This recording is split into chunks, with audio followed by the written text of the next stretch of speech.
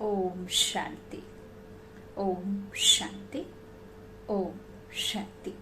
31/7/2021 प्रातः मुरली। ओम शांति। बाप दादा मधुबन।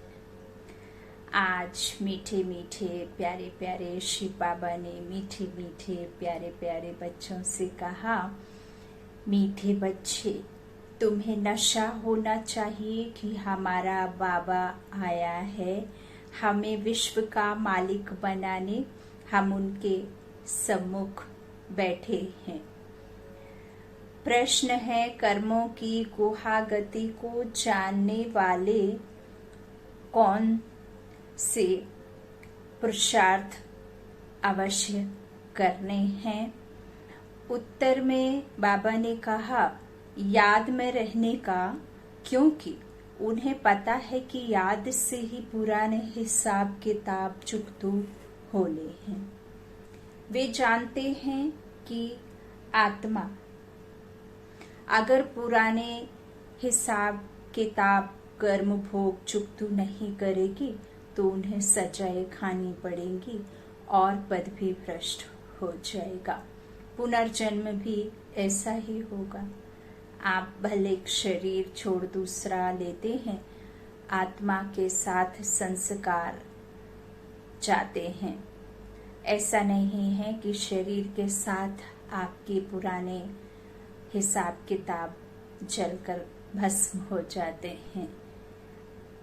नहीं, बल्कि आत्मा अपने संस्कार, अपने साथ किए कर्म विकर्मों की प्रॉपर्टी साथ ही लेकर चलती है।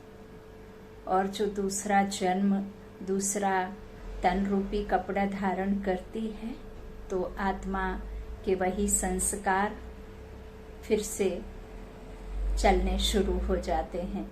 तो पुनर्जन्म भी ऐसा ही होगा। ओम शांति। बच्चों को अपार खुशी का पारा चढ़ता है जब देखते हो बाप दादा सम्मुख आए हैं। और यह भी बच्चे जानते हैं कि 5000 वर्ष बाद फिर से शिव बाबा ब्रह्मा तन में आया हुआ है। क्या करने? बच्चों को यह नशा चढ़ा हुआ है। सब बच्चे जानते हैं कि स्वर्ग का मालिक बनाने वाला बाप आया हुआ है, हमको लायक बना रहे हैं। नालायक से लायक, अनएजुकेटेड से एजुकेशन देकर एजुकेटेड कर रहे हैं। हाँ? ना समझ से समझदार, स्मृति को याद दिला रहे। विस्मृति में चले गए ना, हम इस भूल भुलैया खेल को समझाकर हमें वापस स्मृति से सुख की दुनिया में ले जाने के लिए। तो हमको तमो प्रधान से सतो प्रधान बनने की युक्तियां बार बार बता रहे हैं। युक्ति है बहुत सहज, बिल्कुल सहज। याद बच्चों को जो सिखलाते हैं, अज्ञान काल में बाप को बच्चा होता है तो समझते हैं हमारा वारिस पैदा हुआ। अब अज्ञान काल कौन सा? ये भक्ति से जो शुरू हो जाता है द्वापर से ना, तो वही अज्ञान काल में बच्चा, जब अज्ञान काल में बाप को बच्चा होता है तो क्या समझते हैं कि हमारे घर में कौन हुआ? वारिस हुआ। जब पिता के घर में बच्चे का जन्म होता है तो कहने की आवश्यकता नहीं होती है, वो स्वतः ही उसकी प्रॉपर्टी उसके नाम हो जाती है ना। तो इसी तरह से वारिस कहा जाता है। तो तुम जानते हो इस समय बाप आकर हम बच्चों को अडॉप्ट करते हैं। ब्रह्मा मुखवंशावली, ब्रह्म कुमार ब्रह्म कुमारियां, भाई बहन, एक पिता की संतान आत्मा, भाई भाई, वर्षे की मालिकाना हकदार आत्माएं, भाई भाई, है ना। तो अडॉप्ट किसने किया? शिव परमात्मा ने, शिव बाबा ने, है ना। हम उनके बच्चे हैं। तो बाबा कहते हैं कि अडॉप्ट करते हैं। यूं तो तुम सब शिव बाबा के बच्चे हो। यूं तो फिर देखिए, जो बाबा के ज्ञान में चल रहे हैं वो सभी जानते हैं कि हम एक परम पिता परमात्मा की सर्वात्माएं संतान हैं, है? लेकिन यथार्थ रीति जो उन्हें जान ले, समझ ले, खुद को पहचान ले और उस परमात्मा को पहचान ले, वो असल में बाप के बच्चे वर्षे के हकदार होते हैं, है ना। तो यह भी समझने की बातें हैं। बाबा कहते हैं यूं तो फिर शिव बाबा के बच्चे सभी हैं, परंतु बाबा अपना कैसे बनाए जो हमको सुना सके और हम उनसे सुन सकें। तो शिव बाबा इस ब्रह्मा तन से कहते हैं मैं तुम्हारा बाप हूँ, तुमको स्वर्ग का मालिक बनाता हूँ। सिर्फ तुम्हारी आत्मा जो पतित है वह ना मुक्ति में ना जीवन मुक्ति धाम में जा सकती है। तुम सब एक बाप के बच्चे हो, सबको बाप की मिल्कियत लेनी है। ढेर के ढेर बच्चे हैं, वृद्धि होती जाती है, अडॉप्ट करते जाते हैं। हे आत्माएं, अब तुम मेरी संतान हो, अपने को रूह आत्मा समझो। हमको बाबा मिला है जिसको आधा कल्प याद करते थे, यह कभी भूलो मत। आधा कल्प आत्मा इस शरीर द्वारा याद करती आई है। हे पतित पावन, हे दुख हरता, सुख करता। क्योंकि रावण राज्य है ना, इस दुनिया में अभी कोई भी राम राज्य में नहीं है, ये है ही रावण का राज्य। तो यह रावण राज्य है। तो भल बाबा कहते हैं कि रावण राज्य है ना, तो भल जो सभी अभी समझते हैं कि हम बहुत सुखी हैं, हमको इतने पदम हैं, इतने मिल्स हैं, कारखाने आदि हैं, यह तो सब अल्पकाल के लिए है। एक जन्म का लिए है ना, तो फिर उसे अल्पकाल कहा जाता है। फिर आप एक तन छोड़ दूसरा लेते हैं, तो दूसरे जन्म में फिर आप बच्चे से बड़े, फिर पढ़ाई, फिर लिखाई, फिर जो भी चलता है वो पूरा हूबहू रिपीट होता है ना। तो इसीलिए इसे अल्पकाल कुछ समय। और यदि आपने खूब पढ़ाई कर ली, खूब विदेश जाके पढ़ाई कर ली और आपने पढ़ाई करते ही जॉब से पहले अगर शरीर छोड़ दिया, तो फिर आपका वो बहुत ही कम समय के लिए हुआ ना, तो वो मेहनत भी आपका नहीं हुआ, आगे जो भी आपने टारगेट रखा। तो इस तरह से बाबा हमें समझाते हैं कि जब तक तन है तब तक के लिए है, लेकिन बाबा जो हमें देते हैं वो 21 पीढ़ी, आधा कल्प, 2500 वर्ष, है ना, आधे कल्प के लिए सुख देते हैं, जहाँ कोई दुख नहीं, ना ही कोई आसक्ति, ना प्राप्ति, ना ही शरीर निर्वाह आदि के लिए कोई कार्य आदि करना है ना। इतना सुख ही सुख, ना बीमारी, ना दुख, ना परेशानी, ना कोई चिंता, ना फिक्र, ना कोई इस तरह से अकाले मृत्यु, ना एक्सीडेंट से, ना कुछ भी, ना विडो, ना कुछ भी नहीं वहां पे, क्योंकि पूरी प्रकृति ही आपको सुख देने वाली होती है ना। तो यह सब सतो प्रधान अवस्था की वजह से ही मिलता है, निर्विकारी होने की वजह से। ओम शांति। बाबा कहते हैं इस तरह से अल्पकाल के लिए है, अंत में तो बहुत त्राही त्राही करने लग पड़ेंगे, दुख के पहाड़ गिरेंगे, इतनी सारी मिल्कियत सेकंड्स में खलास हो जाएगी। बाप से तुमको सेकंड्स में वर्षा मिलता है, कहते हैं तुमको सेकंड में स्वर्ग की बादशाही देता हूँ। यह पुरानी दुनिया खत्म हो जाएगी, लड़ाइयाँ लगेंगी, नेचुरल कैलामिटीज होगी। सफाई तो चाहिए ना, है ना, बिना सफाई के तो कुछ हो नहीं सकता। तो इस तरह से तुम्हारी आत्मा भी अब पवित्र बन रही है।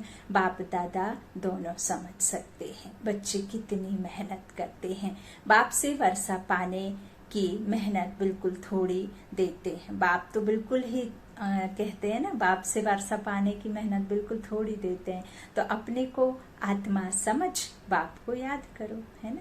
तो वह रूहानी बाप निराकार, हम आत्माएं उनको बुलाते हैं ना। बाप कहते हैं तुम्हारी आत्मा जो पतित है वह पावन कैसे बने। पतित पावन तो एक बाप है ना। पानी की नदी पतित पावनी है तो झट से जाए गोता खाकर चले आना चाहिए। गंगा स्नान बहुत करते हैं। यदि इस संसार में, इस दुनिया में पाप नहीं होते तो गंगा तट पर इतनी भीड़ नहीं होती, है ना। तो यह भी एक बात है। बाबा कहते हैं बहुत करते हैं, है ना, गंगा स्नान करते हैं, फिर भी पतित क्यों। रात दिन यही धुन लगाते रहते हैं। बाबा कहते पतित पावन सीताराम, अर्थात सब जो भक्तियां हैं, भक्तियां कौन है? आत्माएं हैं ना। और पतित पावन सीताराम कौन है? निराकार परमात्मा है ना, वो असली राम। उसके द्वारा ही हम आत्माओं की क्या होती है? पतित से पावन बनते ना, सतो से सतो प्रधान से तमो बन गए, अब तमो से सतो बनना है ना। तो ये भक्तियां जो आत्माएं हैं वो परमात्मा को याद करें तब तो बने, है ना। तो बाबा कहते हैं इस तरह से सब जो भक्तियां हैं वो कौन है? सीताएं अथवा सीताएं हैं। तो पतित तो बाबा कहते हैं सबका रक्षक एक राम परम पिता परमात्मा है। पतित पावन पतियों का पति वही है। वह जब आए तब आकर पावन बनाए। जो तो अब बाप कहते हैं मेरी श्रीमत पर तुमको चलना है और किसकी मत पर ना चलो। वह तो समझते हैं भक्ति से भगवान मिलेगा। जबकि भक्ति से भगवान मिलेगा तो ऐसे क्यों कहते हैं कि भक्तों की रक्षा करने आएगा? भक्तों पर क्या आपदा पड़ी है जो रक्षा करेगा? रक्षा तब की जाती है जब कुछ आपदा होती है। बाप कहते हैं तुमने कितना दुर्गति को पाया है, यह है रौ नर्क, सब दुखी रोगी हैं। घर घर में देखो क्या लगा पड़ा है, दुख ही दुख, इसलिए पुकारते हैं बाबा हमारे दुख हरो सुख दो। भारत में ही सदा सुख था, अब दुख है। भारत ही सबसे जास्ती गिरता है। बाबा ने कई बार मुरलियों में कहा है जो जितना गिरा है वो उतना उठेगा भी, और जो जितना उठा है वो उतना गिरेगा भी। तो सबसे जास्ती भारत ही उठता है और सबसे जास्ती भारत ही गिरता है। और जब तक गिरे ना तो उठे कैसे? उठे को थोड़ी उठाएंगे, गिरेगा तभी तो उठाएंगे। बाकी संसार में जो पिछाड़ी में आते हैं ना उनकी इतनी बुरी हालत नहीं होती है ना। तो उठाते उसी को हैं जो गिरता है ना। गिरे गिराए को क्या गिराएंगे और उठे उठाए को क्या उठाएंगे, है ना। ये वाली बातें समझने की है। ओम शांति। तो बाबा कहते हैं इस तरह से अब दुख है, भारत की बात है और खंड तो है ही अलग, है ना। तो बाबा कहते हैं वह तो आते ही बाद में है। कोई 60 जन्म, कोई इनसे भी कम जन्म लेते हैं। 84 जन्म देवता धर्म वाले लेते हैं, है ना। सबसे जास्ती 84 और सबसे कम 1 या 2 जन्म भी होते हैं। और अभी कलयुग में तो जल्दी जल्दी मृत्यु और जल्दी जल्दी जन्म भी, क्योंकि परम धाम शांति धाम भी खाली होता है, तब फिर यहाँ आत्माएं वापस वहां जाएंगी। तो यूं तो फिर बाबा ने यह भी कहा है कि ना ही वो वाला धाम खाली होता और ना ये धाम खाली होता, है ना। ऐसा कुछ नहीं है कि ये धाम खाली हो जाता है। ये आना जाना यूं ही चलता रहता है, कभी खाली नहीं होता है। तो सबसे जास्ती बाबा कहते देवी देवताओं के जन्म होते हैं जो 84 होते, फिर 60 भी होते हैं, फिर बाबा कहते हैं उनसे कम भी, तो ऐसे 1-2 जन्म भी होते हैं। और ये जो आयरन एज होती है जो अभी इस समय है, तो बाबा कहते हैं और जास्ती जन्म भी होंगे और जास्ती मृत्यु होंगे। और जिनकी सजाएं पूरी होनी है, जिनके हिसाब किताब चुकतू होने हैं, तो जल्दी जल्दी छोटी अवस्था में ही मृत्यु और फिर वापस जन्म भी लेंगे, है ना। तो जिसका जैसा हिसाब है वैसा चलेगा। बाबा कहते हैं इस तरह से जो है, तो इस हिसाब से आधा कल्प के बाद जो आएंगे उनको 84 से आधे जन्म लेने पड़ेंगे। ऐसे नहीं कि सब 84 का चक्र खाते हैं, है ना, ऐसा नहीं है, सभी जानते हैं। तो मनुष्यों को तो जो आता है सो बोल देते हैं। अब तुम बच्चे बाप द्वारा विनाशी ज्ञान रत्नों की झोली भर रहे हो। ऐसा नहीं है कि कंधे पे कोई झोला टंगा है वह भरता है, नहीं। आत्मा रूपी खाली बर्तन जो ज्ञान रूपी रत्नों से परमात्मा आकर वो ज्ञानदाता भरता है ना। तो इस तरह से कोई झोली थैले को नहीं कहते हैं, आत्मा रूपी बर्तन खाली है उसे भरने की बात कही है। तो बाबा कहते हैं इस तरह से झोली भर रहे हो। रत्न तो बहुत वैल्यूबल हैं, बाप समझाते भी हैं, बहुत सहज है। बाप कहते हैं तुम बुलाते आए हो हे पतित पावन, आकर हमें पावन बनाओ, तो बाप आए हैं। अब तुम समझते हो हम पावन बनेंगे तो स्वर्ग के मालिक बनेंगे। शिव बाबा हमको पत्थर बुद्धि से पारस बुद्धि, पत्थर नाथ से पारस नाथ बनाने आए हैं, है ना। तो भक्ति मार्ग के चित्र सब पत्थरों के बने हुए हैं, पत्थरों से माथा मारते हैं। बाप कहते हैं तुम भल कितनी भी मेहनत करो, फायदा कुछ नहीं होना है, क्योंकि वो चैतन्य शक्तियां, वो पूर्वज आत्माएं जो अभी उन मूर्तियों में नहीं है, वो आकर गए हैं, होकर गए हैं, है ना। तो वो जड़ चित्रों की पूजा उनमें भासना इसीलिए क्योंकि वह पवित्र देवी देवताओं के जड़ चित्र हैं, तो उस तरफ भासना, यह भी भक्ति में नूंद है, यह भी ड्रामा में नूंद है। तो जो हूबहू हो रहा है वही हूबहू होता आया है, नथिंग न्यू। बाबा कहते हैं इस तरह से माथा भल मारते हैं लेकिन उससे फायदा कुछ भी नहीं होता है। आगे तो तुम बलि चढ़ते थे, फिर भी क्या फायदा हुआ, करके देवी का दीदार होगा, फिर जैसे के तैसे, है ना। भला आपको कितनी भी देवी से नवरात्रि वगैरह में कितने भी आपके ऊपर कहा ये देवी आई वो देवी आई, हाँ। एक मजे की बात है, एक बार एक देवी, एक के तन में देवी सवार हुई और उन्होंने मेन रोड, बहुत ट्रैफिक वाला रोड पकड़ लिया, तो सब मंदिर छोड़ के वो देवी के पीछे भागे कि ये देवी का कहीं एक्सीडेंट ना हो जाए।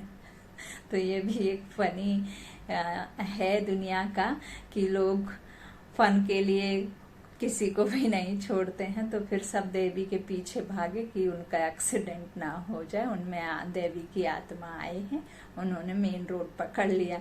तो इस तरह से बहुत सारी कहानियां भी आपने सुनी होंगी रियल लाइफ की। तो बाबा कहते हैं वो थोड़े समय के लिए आते हैं, आप माथा मारते हो, मेहनत करते हो तो भक्ति का फल मिलता है, बलि चढ़ते हो। तो बाबा कहते हैं कि इस तरह से देवियों पर मनुष्य की बलि चढ़ाते हैं कि नहीं। तो इस तरह से बाबा कहते हैं थोड़े समय के लिए दीदार होगा, फिर जैसे कि तैसे हो जाएंगे। आप मंदिर आदि जाते हैं दर्शन करने थोड़ी देर, तो आपकी उधर बहुत अच्छा फील करते हैं, आत्म संतुष्टि मिलती है। थोड़े समय के लिए घर बार का, बिजनेस आदि, बच्चों का परेशानी सब भूल जाते हैं। क्यों? क्योंकि वहाँ के इतने शक्तिशाली पॉजिटिव वाइब्रेशंस होते हैं जो आपके अंदर में वो इफेक्ट करते हैं, है ना, अच्छा प्रभाव डालते हैं। और जैसे ही आपने मंदिर से बाहर कदम रखा और वापस वही दुनिया के उसमें आ जाते हैं, क्योंकि वो जगह में शक्तिशाली वाइब्रेशन, क्योंकि कोई भी मंदिर में गलत भावना से नहीं जाता, कुछ न कुछ कामना, मनोकामना, कुछ न कुछ अच्छी ही विचार लेकर के मंदिरों में जाते हैं ना। तो इसीलिए वो आपके ऊपर इस तरह का असर डालते। फिर आप घर पे आए, घर की तरफ रास्ता देखा और बस फिर वही, है ना। तो यही बात बाबा हमें समझाते हैं कि वो कम समय के लिए, उससे कोई फायदा नहीं होता है ना। तो बाबा कहते पतित पावन बाप आते हैं एक बार संगम पर। तो बाबा कहते सतयुग में तो भक्ति मार्ग की बातें होती ही नहीं, वहां भक्ति आदि की तो कोई बात ही नहीं। बाबा कहते बाप तो कहते नहीं कि गला काटो, जो इतने शस्त्र आदि थमा दिए हैं देवताओं के, तो क्या कोई देवी देवता, कोई भगवान जिसे हम मानते आए अभी भक्ति में, तो क्या वो किसी का खून करेंगे, हैं? तो क्या कहते हैं फिर अहिंसा परमो धर्म क्या होगा उसका, है ना। तो इस तरह बाबा कहते मैं थोड़े कहता हूँ कि कोई अपना गला आदि काट दो, कोई तो शूल टंग में चुभाते हैं, नाक में चुभाते हैं, कान में, छाती में, कहाँ कहाँ चुभाते हैं। तो बाबा कहते मैं ये सब थोड़े ना कहता हूँ, उससे थोड़ी ना मुझे खुशी मिलती है ना। तो बाबा कहते उससे थोड़ी मेरी प्राप्ति हो जाएगी। इस तरह बाबा कहते हैं मैं नहीं कहता हूँ कि आप इस तरह से करो, हाँ। तो बाबा कहते हैं अब कितने जो क्या क्या करते हैं भक्ति मार्ग में, अनेक प्रकार से बाबा कहते हैं क्या क्या करते आए हैं। आगे देवियों पर मनुष्य की बलि चढ़ाते थे। बाप कहते हैं तुम सुधरेले थे तो देवता थे, बिगड़ेले हो तो मनुष्य हो। अब कितने पत्थर बुद्धि बन पड़े हो। तुमको स्वर्ग की बादशाही दी थी, कितने सोने हीरे जवाहरातों के महल थे, अथाह धन था, वह क्या किया? अब तुम कितने दुखी हो पड़े हो। अब असुल देवी देवता धर्म के थे ना, अब बाबा कहते हैं सिर्फ तुम रजो तमो में आए हो। रजो अवस्था और तमो अवस्था, तो रजो अवस्था हमारी होती ही है द्वापर से, है ना, फिर ये कलयुग में तमो प्रधान। तो तुम जो देवता धर्म के थे, फिर अपने को हिंदू कहलाते हो ना। हिंदू क्यों कहलाते? बाबा कहते और सब धर्म वाले अपने अपने धर्म को ही मानते हैं। हिंदू भल चले जाते हैं किसी न किसी धर्म में, लेकिन दूसरे धर्म वाले हिंदू में नहीं जुड़ते ना। तो बाबा कहते और सब धर्म वाले अपने धर्म को ही मानते हैं। तो धर्म तो एक ही होता है ना। मुसलमानों का मुस्लिम धर्म, क्रिश्चियन का क्रिश्चियन धर्म चला आता है। तुमको क्या हुआ? तुम बहुत सुखी, पवित्र, संपूर्ण निर्विकारी थे। अभी कितने विकारी बन पड़े हो, किसको पता ही नहीं। बरोबर हम संपूर्ण निर्विकारी थे, फिर संपूर्ण विकारी कैसे बने? क्योंकि जो जानी जाननहार है, God is one, God is truth, तो कौन सा ट्रुथ जानते हैं? हम मनुष्य आत्माओं का, मनुष्य सृष्टि रूपी झाड़ का, आदि मध्य अंत का, 84 का, है ना। तो इस तरह से बाबा कहते हैं कि ऐसे थे, अब ऐसे बन गए हो, है ना। 84 बाबा कहते हैं 84 जन्म लेते सतो से तमो बने। बाबा कहते हैं अब बिल्कुल ही तमो प्रधान पतित हैं। सतयुग से कलयुग जरूर आना है। सब धर्मों को सतो रजो तमो में आना ही है, वृद्धि को पाना है। तुम भी झाड़ में हो ना, झाड़ में देखो अंत में ब्रह्मा खड़ा है, झाड़ के ऊपर चोटी में ब्रह्मा ही 84 जन्म ले जाकर अंत में खड़ा है। तो ब्रह्मा सो विष्णु, है ना। तो फिर बाबा कहते हैं कि ऐसे खड़ा है, तो झाड़ के ऊपर चोटी में ब्रह्मा ही 84 जन्म लेकर खड़े हैं।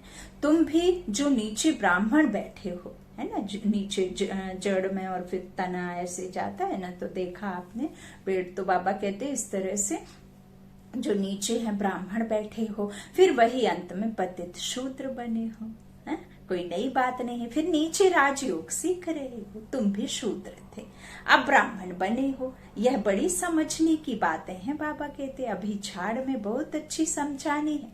अभी तुम राजयोग की तपस्या कर रहे हो, तुम्हारा ही यादगार खड़ा है यह चैतन्य देलवाड़ा मंदिर, वह जड़। सतयुग में यह नहीं था। इस समय तुम अपना यादगार देखते हो, तुम प्रैक्टिकल में सच्चे सच्चे देलवाड़ा मंदिर में चैतन्य में बैठे हो।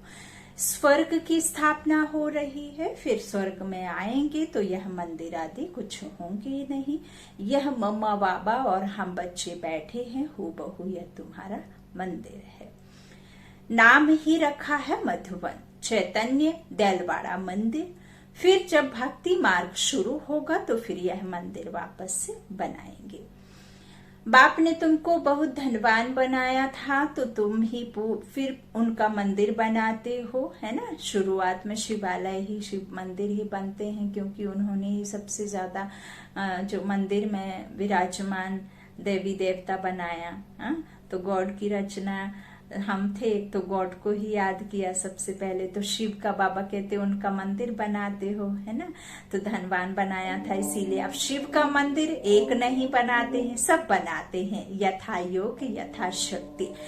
तुम जानते हो हम पूज्य थे, फिर द्वापर में पुजारी बने हैं। शिव बाबा जो इतना साहूकार बनाते हैं भक्ति में, फिर तुम ही उनका मंदिर बनाएंगे।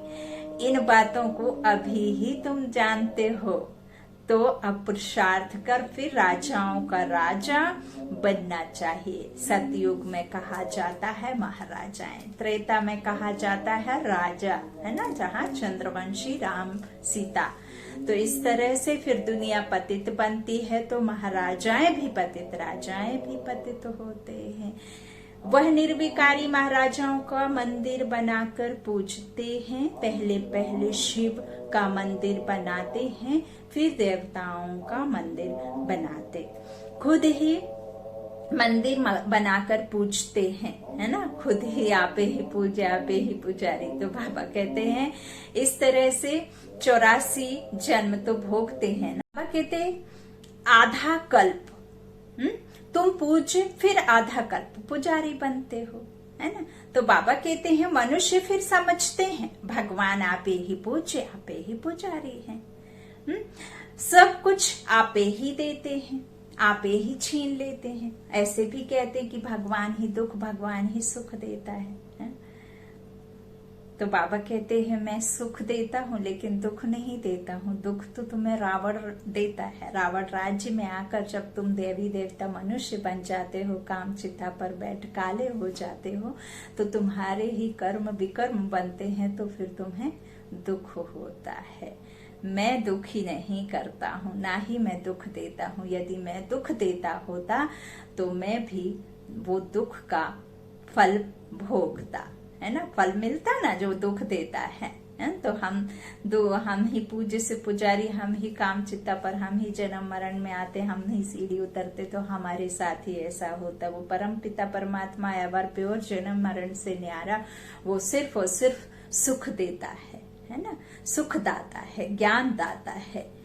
वो हम बच्चों का पिता है। पिता कभी किसी को दुख नहीं देता। बाबा कहते हैं इस तरह से जो है मनुष्य फिर समझते हैं भगवान आपे ही पूज्य आपे ही पुजारी है। वो आपे ही पूज्य आपे ही पुजारी नहीं, आत्मा आपे ही पूज्य आपे ही पुजारी है, परम आत्मा नहीं है पुजारी, है ना। तो सब कुछ आपे ही देते हैं और आपे ही छीन लेते। अच्छा, जबकि उसने दिया और लिया, फिर तुमको क्यों चिंता लगती है? तुम तो ट्रस्टी हो गए, फिर रोने की क्या दरकार है? बाप बैठ आत्माओं को समझाते हैं, अब तुम आत्मा अभिमानी बनते हो नंबरवार। कोई तो बिल्कुल बाप को याद करते ही नहीं है, देही अभिमानी रहते ही नहीं है। यहाँ कितना समझाया जाता है। यही एक ऐसा परम शिक्षक, परम सतगुरु, टीचर बेहद का है, बेहद का बाप, जो बार बार एक चीज को समझाता है, क्योंकि वो टीचर, वो बाप जानता है कि मेरे बच्चे भूल जाते हैं। आप नॉर्मल लाइफ में, लौकिक जीवन में, यदि कोई कॉलेज स्कूल में पढ़ाई करते हैं, आप 1 से 6 बार पूछ लो तो आपको पनिशमेंट मिलता है। लेकिन यहाँ हमारा बाबा इतना मीठा है, स्वीटेस्ट है, कि वो आपको खुद ही बार बार एक ही चीज को बताते हैं, जब तक आपको वो प्रैक्टिकल में ना उतर जाए, है ना। शुक्रिया बाबा। तो बाबा कहते हैं इस तरह से देही अभिमानी रहते ही नहीं है। यहाँ कितना समझाया जाता है। अरे तुम आत्मा हो, परमात्मा तुमको पढ़ाते हैं, आत्मा में ही संस्कार रहते हैं, आत्मा ही बैरिस्टर आदि बनती है, शरीर नहीं बनता है, आत्मा ही पढ़ती है, आत्मा में ही संस्कार रहते हैं। बैरिस्टर आदि बनती, आत्मा मैजिस्ट्रेट बनती है। कल क्या बनेंगे? अगर आत्मा बाप को अच्छे रीति याद करती रहेगी तो फिर अमर लोक में जाकर जन्म लेगी, मृत्यु लोक में फिर दूसरा जन्म नहीं लेंगे। अगर कुछ हिसाब किताब रहा हुआ होगा तो सजा खानी पड़ेगी। कर्म भोग भोग कर चुकतू करना होगा, फिर पद ऊंच नहीं मिलेगा। यह कर्मों की गुहा गति बाप बच्चों को ही बैठ समझाते हैं। यह भी बच्चे जानते हैं। सतयुग है सतो प्रधान, हर चीज वहां सतो प्रधान होती है। बाबा कहते हैं कि कृष्ण गौ संभालते थे, राजाएं गौ संभालते हैं क्या? राजाएं गौ संभालते हैं क्या? तो ऐसी बात तो हो नहीं सकती। यह दिखाते हैं सतयुग में गौएं भी बड़ी फर्स्ट क्लास होती हैं, उनको कामधेनु कहा जाता है। जगत अम्बा सरस्वती भी कामधेनु है। 21 जन्म लिए सबकी मनोकामना पूरी करती हैं। तुम भी कामधेनु हो। कामधेनु मनोकामना पूरी करती हैं, तो वही नाम फिर गौ पर रख दिया है भक्ति में, है ना। कहीं ना कहीं बाबा ने हर एक शास्त्र को, हर एक भक्ति के गीत को, हर एक भक्ति की बातों को बाबा ने उसे यथार्थ रीति हमें कोई क्वेश्चन मार्क जैसा छोड़ा नहीं है। अगर आप समझें तो सही रीति है ना। तो बाबा कहते हैं फिर गौ पर रख दिया है जो बहुत दूध देती है ना। इस तरह से राजाओं के घर में बड़ी फर्स्ट क्लास गायें होती है, जबकि यहाँ भी राजाओं के पास ऐसी अच्छी अच्छी हैं। तो बाबा कहते हैं स्वर्ग में कैसी सुंदर होंगी, वहां कोई मांस, बदबू आदि बिल्कुल नहीं होती है ना। बाबा कहते हैं अब बाप बच्चों को कहते हैं कि मैं आया हूँ, तुमको गुलगुल बनाकर साथ ले जाऊंगा। मुझे बुलाते ही हैं, हे पतित पावन आओ।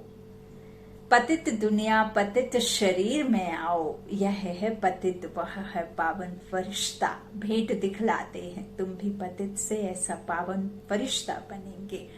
सतयुगी देवताओं की सतयुगी देवताओं को डीटी कहते हैं। डीटी अर्थात डीटीज्म धर्म, देवी देवता धर्म है ना। तो कहते हैं सूक्ष्म वतनवासी हैं फरिश्ते। अब तुम फरिश्ते पवित्र बनते हो। बाप कितनी सहज शिक्षा देते हैं। यहाँ जब आते हैं तो कोई भी बाहर वाले मित्र संबंधी घर घाट धंधा धोरी आदि याद नहीं करना है।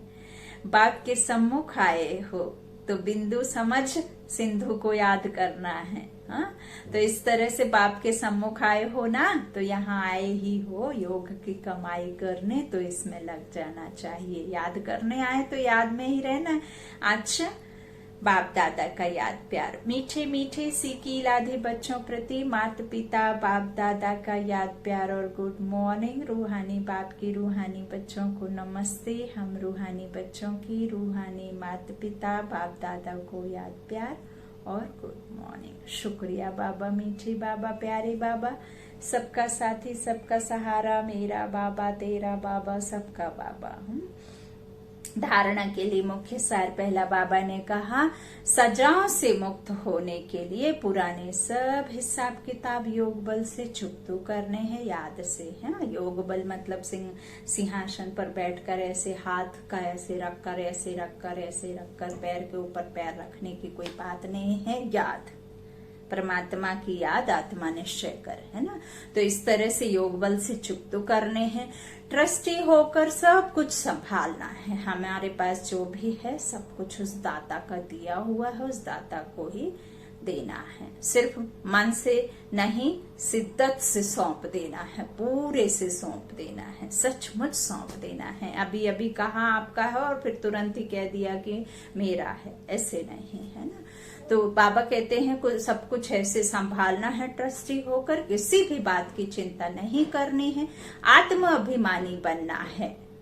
दूसरा, बाबा ने कहा यह कमाई का समय है, इसमें घर घाट धंधा धोरी आदि याद नहीं करना है। फरिश्ता बनने के लिए एक बाप की याद में रहने का पूरा पूरा पुरुषार्थ करना है। जो परियों की कहानी बताई है ना, असल में शरीर के साथ कोई भी परियां उड़ती नहीं है। फरिश्ता माना आत्मा फरिश्ता जब हल्की लाइट बनेगी, है ना, ये हड्डी मांस के चमड़े से निकलकर बाहर वो फरिश्ता बन हल्की होकर लाइट बनकर उड़ेगी ना, तब उसे फरिश्ता कहते हैं। बाप की याद में रहने का पूरा पूरा पुरुषार्थ करना है। आज को वरदान है अपने शांत स्वरूप स्टेज द्वारा शांति की किरणें फैलाने वाले मास्टर शांति सागर भव। वर्तमान समय विश्व की मेजॉरिटी आत्माओं को सबसे ज्यादा आवश्यकता है सच्चे शांति की। अशांति के अनेक कारण दिन प्रतिदिन बढ़ रहे हैं और बढ़ते जाएंगे। अगर स्वयं अशांत नहीं भी होंगे तो औरों के अशांति का वायुमंडल वातावरण शांत अवस्था में बैठने नहीं देगा। याद रखिए, बाबा ने बहुत गुहा बात कही है। अशांति के तनाव का अनुभव बढ़ेगा। ऐसे समय पर आप मास्टर शांति के सागर बच्चे अशांति के संकल्पों को मस कर विशेष शांति के वाइब्रेशंस फैलाओ। तो यही बात बाबा ने कहा है। आप चाहते भी हैं कि हम व्यर्थ में ना उलझें, हम यहाँ वहाँ की बातों में ना जाएं, हम किसी को बुरा भला ना कहें, क्रोध में ना आए। लेकिन क्या होता है कि हम जो हमारे आसपास का वातावरण है, वायुमंडल है, वह शांत अवस्था में बैठने नहीं देता है है ना। तो बाबा कहते हैं कि उन अशांति के संकल्पों को मर्ज कर विशेष शांति के वाइब्रेशंस फैला। और मनसा सेवा तो आप 24 आवर्स कह सकते हैं, है? शांति का अनुभव, शांति के सागर की संतान हम बाप समान शांति के सागर कंबाइंड अवस्था में स्थित रहें और फिर वही वाइब्रेशंस आत्मा से पूरे शरीर में फैलाएं और फिर वही शांति के वाइब्रेशन से आसपास का वातावरण और फिर वही पूरे विश्व में फैलाएं। ओम शांति। आज का स्लोगन है, बाप के सर्व गुणों का अनुभव करने के लिए सदा ज्ञान सूर्य के सम्मुख रहो। बाप के सर्व गुणों का अनुभव करने के लिए सदा ज्ञान सूर्य के सम्मुख रहो।